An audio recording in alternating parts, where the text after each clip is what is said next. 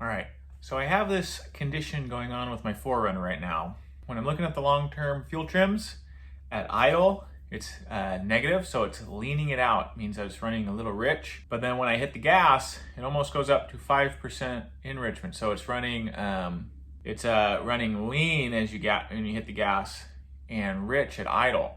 I thought, hey, this would be kind of fun to do a little at-home diagnosis on this condition. These thresholds we're seeing, will they cause a check engine light? No. That's going to be up in the 20%. And in fact, I'm having some trouble with the Ranger, which we'll definitely have a big long video on. But it kind of motivated me to look into this a little bit and see if maybe we can figure out the diagnosis at home, just using the tools we have. So what I'm going to do is we're going to kick out to the 4Runner. And for this, we're going to look at the mass airflow sensor. And the reason we're going to look at that is that's going to be the first line in terms of calculating how much air is coming into the engine. And when you have a condition where it shows two different values depending on idle and opening up, specifically in this, if it's negative at idle and positive when you hit the gas, generally that's going to be in the mass airflow sensor. So it's either going to be dirty or faulty. What we're going to do is we're going to take it off and do a little cleaning. You probably see this all the time at O'Reilly's or AutoZone or wherever you go, but we're going to use it and see if it just kind of zeroes it out again. So let's head to the 4Runner. All right, so where we're at, we're in the engine bay here. This is the mass airflow sensor. What we're going to want to do is unplug this. Should come off easily. Come off easily. Come on, baby. That easy. Then we have two screws right here. We're going to take those off and get it in here. All right, we got that one. All right, we'll take this one out first. There we go. So here's our sensor. And it's this part right here that we're going to spray down. All right, now that we have it out, see if you guys can get a good look. It's this sensor right here that definitely needs the cleaning. If you look on this side, it definitely has some filth to it. So it's not seeing it completely accurately. We'll see if that's the issue though. I don't know if there's anything that we need to clean inside here, but we definitely need to clean that. So I have the mass airflow sensor cleaner, and we're gonna wanna try to be a little bit careful. There's a gasket or like a little O-ring around here, and we're gonna try to keep away from that because that will kind of warp. So just keep that in mind and start kind of cleaning.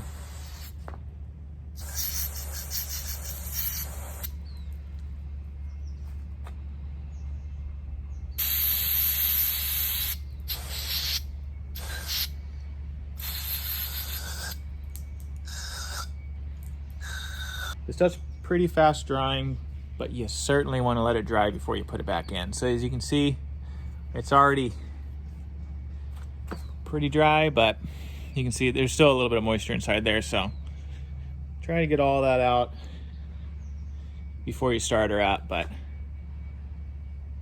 sensor is looking better.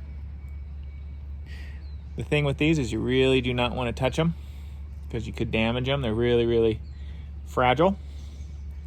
And also, you really don't want to do this after the car's been on. These heat up, these elements heat up really, really hot. And I would imagine if you took it out right when you were driving, or like after you were driving, it would be very, very hot. And if you spray this cool fluid on there, it'd obviously crack it or break it. So what we're gonna do, it looks pretty dry now. It took all of a few minutes. But we're gonna go throw this back in, and then when I drive again, we'll look at those numbers. All right, sure you're on. Okay, cool.